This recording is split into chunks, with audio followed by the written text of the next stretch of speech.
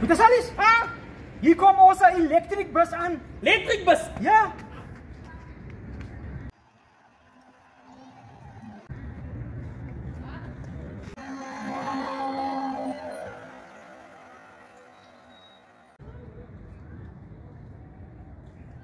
Jo, Puerto Rico, ek sal mos nooit 'n naai bus ry nie. Hoekom nie? Imagine ek is die dag op pad werk toe en is load shedding.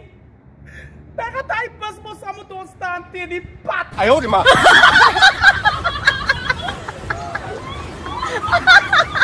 Met Salis? Ek weet ek kry load shedding in jou bek.